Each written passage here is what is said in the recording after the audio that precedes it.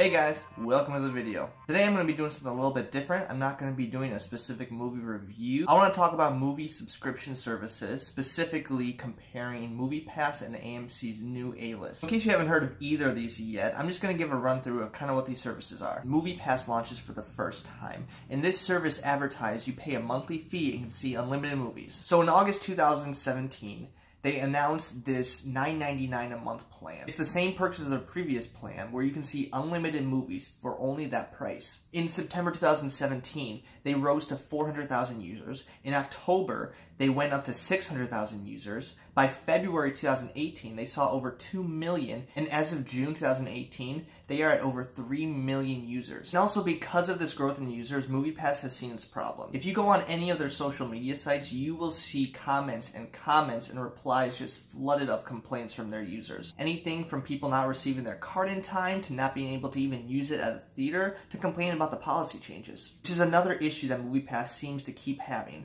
is that they keep changing their policy and users just feel betrayed by this. They used to allow you to see the same movie over and over again, but now, as of this year, you can only see a movie one time in theaters. So let's jump to AMC real quick and look at their relationship with Moviepass. Now, since 2016, AMC has been the largest movie theater chain in both the US and the world. AMC's initial response to Moviepass was that they thought this would cheapen the movie experience. A lot of people just think that AMC didn't want to lower their prices for Moviepass. But AMC worded it in a way that if Moviepass were to ever disappear, people would be so used to going to movies for this low price that they wouldn't go to them anymore. So jump to June 2018, and AMC has now launched their own subscription service called AMC A-List. What this is this is the next level of AMC Stubs or AMC Premium. So if you do get AMC A-List, you will get Stubs and Premium included with it. The price that you pay is $20 a month, and you get to see up to 3 movies a week. This includes reserved seating,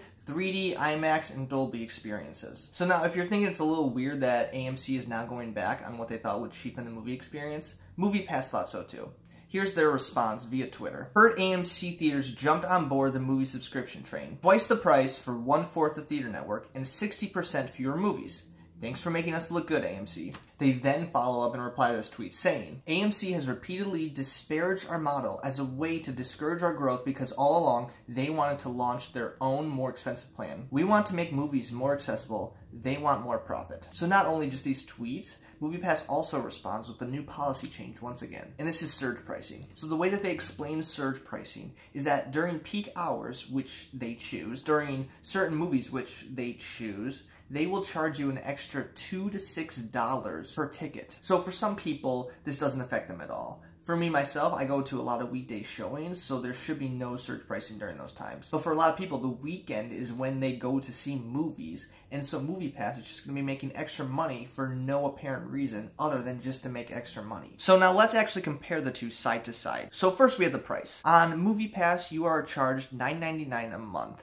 For AMC A-List, you are charged $19.99 a month. The average price of a movie ticket, if you're not going to a matinee or like an AMC $5 showing, you're going to be paying between $10 to $13 for each ticket. That's not including if you're seeing IMAX, 3D, or Dolby. In order to make your money back with Moviepass, you need to see about 1 movie a month. After that, you're just getting free movies at that point. For AMC, you need to see probably 2 movies a month, but even that should be very doable, especially if you're going to buy into this service. So something else you should know about the price. When you do sign up for A-List, you are locked into a 3-month commitment. So when you sign up, you're initially saying, I will pay this $60. Now, it only comes off once a month as $20 each, but you cannot cancel after 1 month. Moviepass has a similar but different policy, and that is if you do cancel Moviepass, you cannot sign up with your same email address for another 9 months. So that might be something to consider if you're thinking about signing up for one of these programs.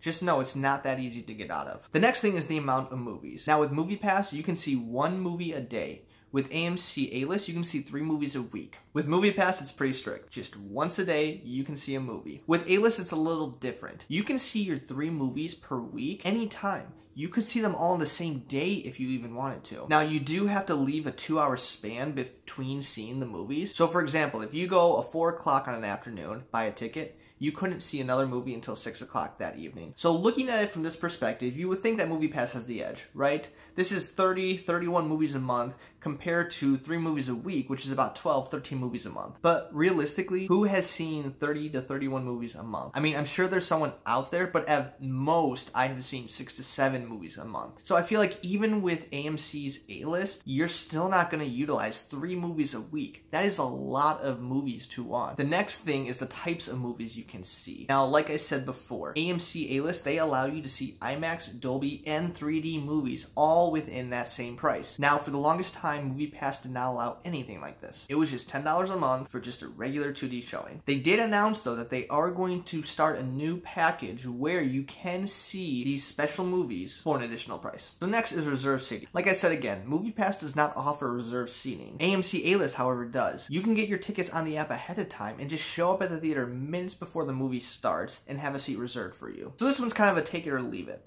For some people, they need this. For others, it never really was an issue. The last thing to compare is the types of theaters you can go to. Now, obviously with AMC A-list, you are restricted to going to AMC theaters. With Moviepass, they now serve over 91% of movie theaters in the US. And that's huge, because for some people, they just don't like going to AMC theaters. For me personally, I love going to independent theaters. Sure, the seats aren't always as good, and the quality of the movie or sound isn't the best, but there's something about supporting a local theater and seeing them in this unique setting. And again, this is totally a preference thing, and maybe you only go to AMC theaters, so this isn't an issue.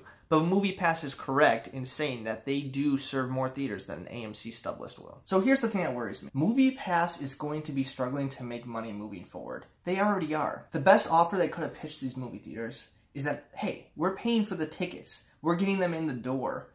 And you're making all the money from concessions. The problem is now that AMC has their own personal subscription program, they don't care about that. So let me put it like this. When I go to the theater, I buy a ticket, Moviepass loses money. I buy concessions, the movie theater gains money. Now let's look at AMC when you use the A-list. You buy your ticket, AMC is losing a little money. You buy concessions, AMC is gaining money. So this is a much better situation for them. And really, I think this model is only going to work if other movie theater chains start to utilize it. It just doesn't really make much sense for a third-party company like Moviepass to do this. Here's my hope though. I hope that other movie theater chains start to do subscription programs. I really like Moviepass. I do, despite how critical I am about it.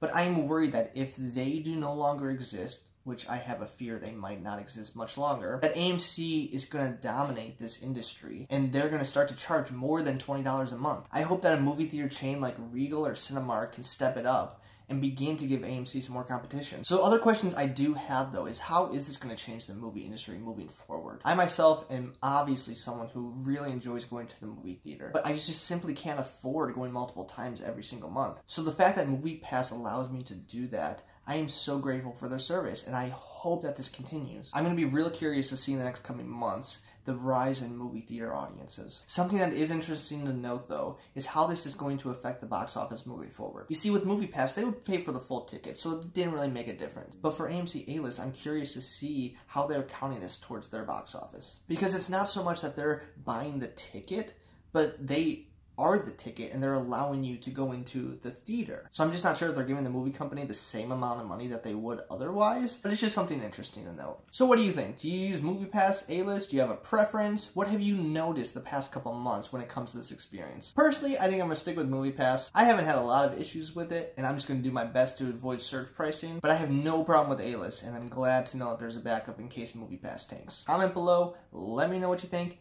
and do not forget to subscribe for more videos like this.